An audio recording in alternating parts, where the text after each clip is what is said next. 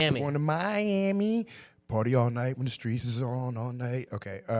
Miami Beach woman sues city leaders over police visit tied to social media post.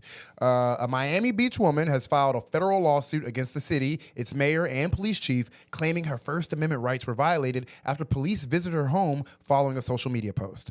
Rachel Pacheco alleges city leaders and law enforcement retaliated against her and discriminated against her viewpoint after she posted a critical comment on Facebook about Miami Beach Mayor Stephen Minor. She says the post led to officers showing up at her door. Big brother, all that bullshit. I think this is a tremendous opportunity for us to set a precedent that puts an end to abuse of power and an attack on civil liberties of residents by both the mayor and law enforcement, Pacheco said. Oh man, this is a free speech, this is a freedom of speech story. Joe Rogan and Andrew Schultz should all be all over this. In her lawsuits, Pacheco claims the mayor, police chief, and other city leaders targeted her for negative Facebook comments in which she claims the mayor called for the death of Palestinians. She believes her post was singled out and prompted the police response. Mayor Stephen Minor previously, I'm sorry, let me read that. She believes her post was singled out and prompted the police response. Mayor Stephen Minor previously stated he sent the comment to the chief, which he commonly does with what he deems hate speech at the request of the chief. Oh my God. But that's so crazy.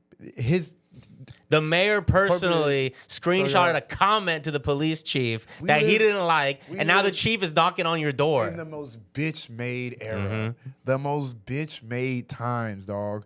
Pacheco documented the encounter and shared it on Facebook, including video of officers asking whether the account belonged to her. Responding to the lawsuit, Minor said the filing contains inaccuracies and suggested the statements at issues could be defamatory. We will defend the right for every person of every background to live freely here in Miami Beach, and certainly for our Jewish community, Minor said. Nigga didn't even said nothing about the he was like accused of saying Palestinians should die. And he's like, hey, we believe in the right of Jewish lives. Nigga, that's no one even.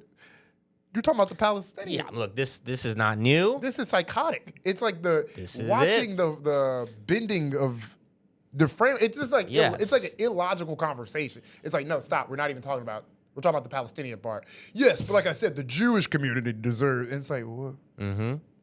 This is how the American dialogue on this topic has been programmed forever now. I mean, it's fucking absurd. It feels like a nonsensical argument. It is. I'm talking to no, you're not even staying in the realms of the conversation, in the borders of what we're talking about. You keep going out. You keep doing It's hard to defend a settler colonial ethno state in 2026. Yeah. You gotta have arguments like this. Yeah, where you just completely dismiss everything that they're saying. And Yeah, just come and over people here. buy these arguments. But you know, then, what's that famous? There's like a famous quote. I mean, like honestly, and I just heard it like the past 2 months. But it's like I got a source to quote, but it's essentially saying like when a person is paid to not, you're not gonna make someone understand something when they're paid to not understand it. It's like I feel like I probably butchered the quote. But it basically is like, yeah, these people are going to purposely always not understand it because they have an agenda to not understand and to misrepresent and misframe. of course, everything. Politics is parts of people's identities, you know. So they can't really imagine being pro-Palestinian and anti-Israeli. But we live in such a time of like morals. There's clear morals and there's clear ethics, and like people will love to like claim themselves as these ethic and moral. Everyone loves to be like maybe not everybody, but like people for the most part think they're moral humans until you just start talking to them and you're like, nigga, you're a murderer.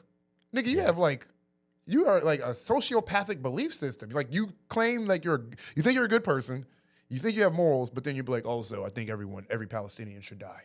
It's like, that's a bad person.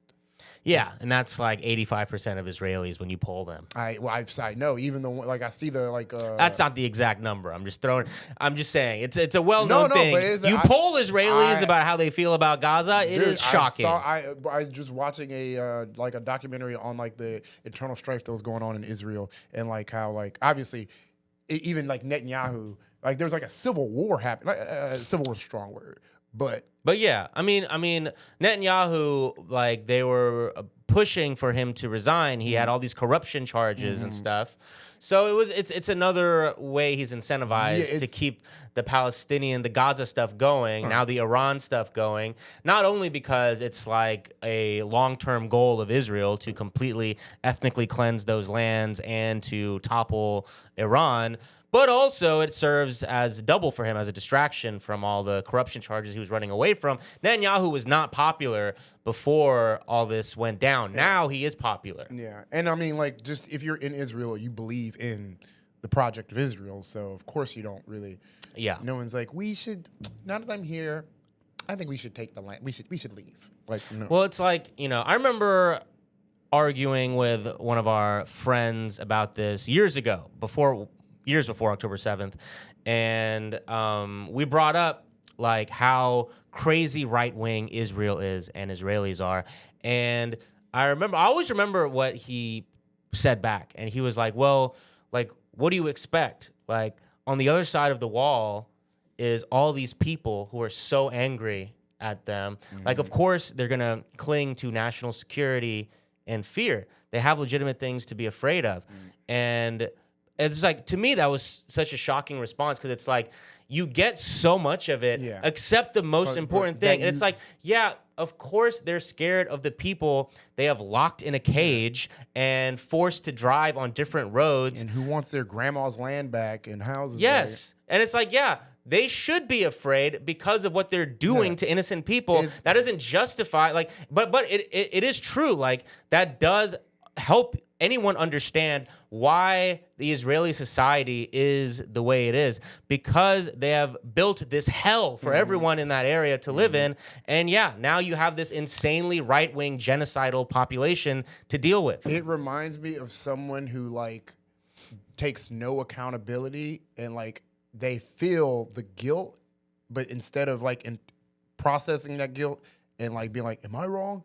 They just turn into anger and hate and just double down on their wrongness and then just center an entire ideology around that. And it's just like, bro, you're obviously fucking wrong. You should not have gone over into these people's land, you've justified it in your own mind, and used the wealth and purse of the American tax dollars, taxpayers to fucking, I mean, well, it was actually British, like started the fucking whatever. But yeah, it's just like, of course, like, they just double down into like this right-wing egotistic, like hate ideology. Like they foment hate. But yeah, like I think like you're saying, of course, most of Israel is anti, even if they're like anti-Netanyahu, they're still much pro-Israel. They fucking live in Israel.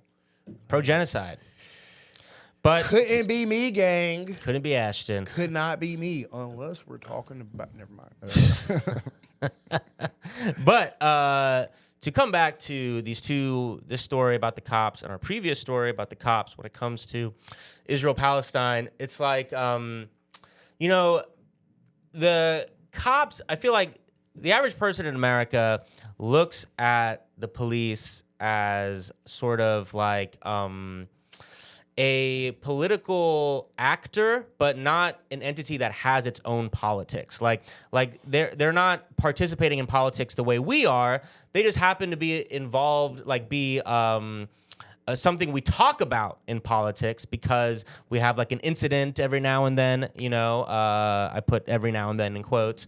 But the reality is that we see in these two stories is that the cops are also like a political force. Like they are very right wing. We know this. The police unions and their endorsements are super important for all local elections.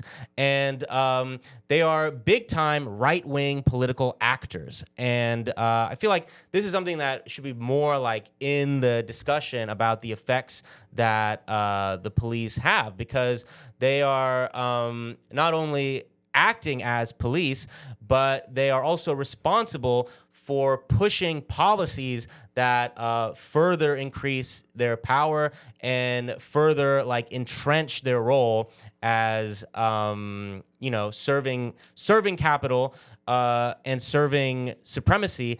And so of course they're going to be pro-Israeli, anti-Palestinian, and not going to be like neutral bystanders in any of this. The only time there will be a neutral bystander in this is when there is a mob, a Zionist mob attacking an innocent woman just trying to get home. Are they neutral? They're neutral in the sense that they didn't do shit. Yeah, sure. But I agree with your point. That's not neutral. I'm like, and that's what the fucking lawyer was arguing. Yes. Bitch, you picked a side. Exactly.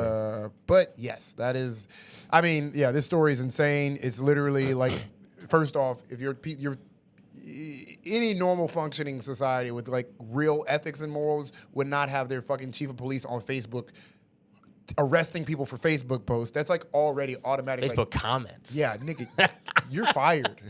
You're fucking get his ass out of here, bro. What are you doing? If this was a standard for everyone, my boy Ashton here would be in solitary confinement, and I can't live in that world. Listen, oh my God, listen, you want to talk about Facebook comments? I know my shit be fucking World War III. Yeah. I say anything. Oh my God, you be lining up at the gallows. Yeah. Oh my God, I meant it. Yeah, that's your last words. Bruh, oh my God, you should see my comment. My mom is in my comments fighting white niggas. She's like, shut your goofy ass. I'm like, yo, stop. Wow, the whole family. The whole family swinging on niggas. Not even my little sister. She was like, can you stop? I was like, no. Yeah. I made a post. Ashton, I'm getting doxxed again. I know. I got to think about that part. I know. It's scary. It's scary out there. I'm getting engagement. No, it's pretty bad. Pretty fucking bad. You said that like you were gonna that you were announced that you're engaged. Like, guess who's getting engagement? Yeah. It's me and this guy named Chuck. We're fighting. Yeah, and fuck Chuck. That's another stance we got on this podcast. Yeah, absolutely.